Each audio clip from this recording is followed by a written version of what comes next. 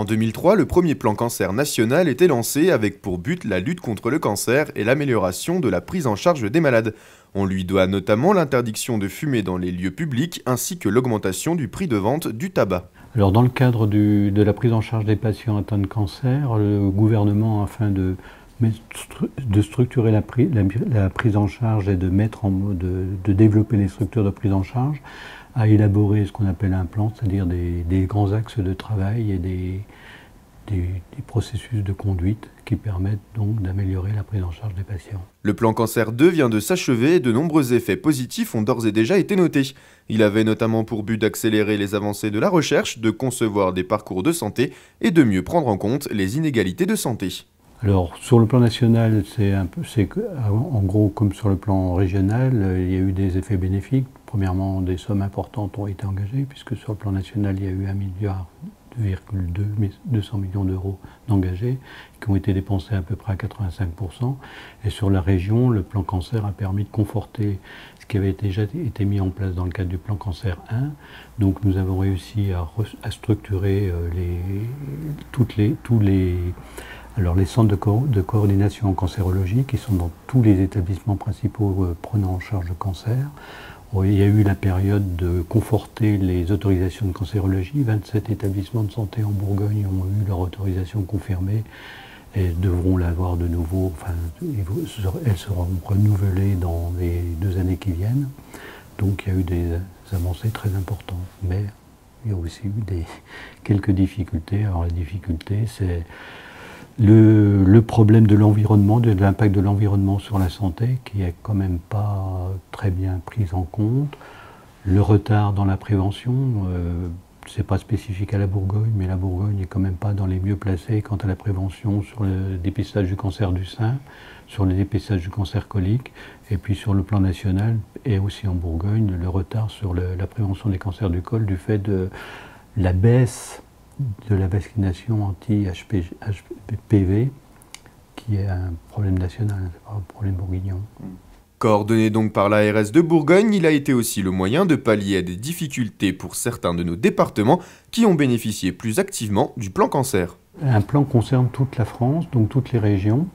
Mais dans le cadre du plan Cancer 3, nous avons initié ce qu'on appelle nous avons développé la notion de parcours de soins, c'est-à-dire d'une filière de prise en charge du patient. Et ça, nous sommes orientés en premier sur la Nièvre, qui est le département qui nous semble le plus en difficulté sur le sujet. Parmi les nombreuses actions menées dans le cadre de ce plan Cancer 2, le parcours de soins en cancérologie. L'améliorer, le rendre plus efficace, que ce soit lors de la prévention, lors du traitement ou de l'après-traitement. Dans le cadre de notre programme régional de santé, on a défini un certain nombre de priorités dont le parcours en cancérologie fait partie. Donc le parcours en cancérologie, en fait, c'est la mise en œuvre concrète de ce qui a été défini dans le plan cancer, de ce qu'a expliqué le docteur Magnin.